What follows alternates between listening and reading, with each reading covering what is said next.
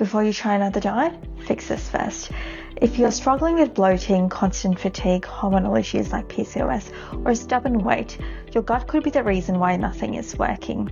Most people focus on calories, workouts, or cutting out foods, but miss this one important piece of the puzzle, and that is what controls your digestion, metabolism, inflammation, and even mood. So I created this simple gut health challenge. No extreme diets, no detox, just simple everyday foods. I'll tell you how it works, and you'll thank me later. So what we're going to work on is incorporating 30 different types of plant foods. There is that understanding that the more variety, the more different types of polyphenols, antioxidants, fiber types that you're going to introduce into your gut. And this is essentially going to help your gut microbiome thrive. And when I say gut microbiome, we're going to be focusing on predominantly good gut bacteria that we are really fostering the growth of.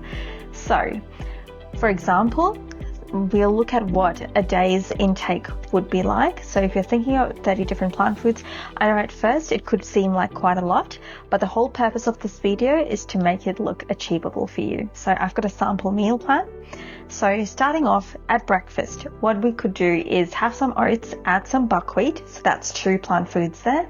We're going to be adding sunflower seeds, chia seeds, and pumpkin seeds. So we've clocked 5 different plant foods at breakfast.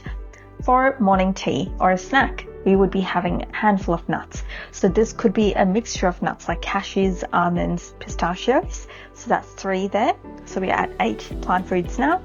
And we could have a banana at morning tea. Now for lunch, we'll be doing a beautiful stir fry together with some rice and a dal curry. So we were at 9 at the end of morning tea. Now rice is going to be our 10th plant food. We're going to be adding some dal, so that's any form of lentils. If you're going to do a mixture of lentils, then that's bonus. I'm going to be counting that as 1, so that's our 11th one. In the dal curry, typically we would add some spices. So for example, like a bit of turmeric, ginger, garlic, and we'd also add in some mustard seeds and urad dal. So that's 16 there. You might be thinking, these are little spices, but spices or herbs also make a huge amount of difference. They also contain polyphenols and benefits to your gut health. I usually add in a little bit of baby spinach leaves on top of my dal curry. So we've got 17 there. Now, you could also choose to add some cumin seeds on your dal. So that's another one. And as for our stir fry, we're going to be adding some broccoli, carrot, zucchini, and we'd also have some onions to saute with that. So we're at 21 at the moment.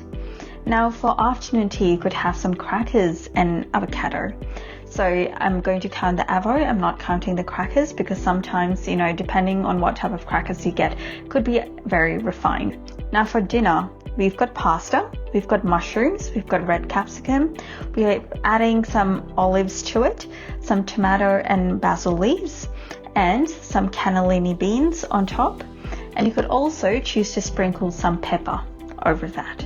So we're at 30 so far, and that's essentially a day's meal. Now, if you like to have a piece of fruit after dinner, that's a bonus.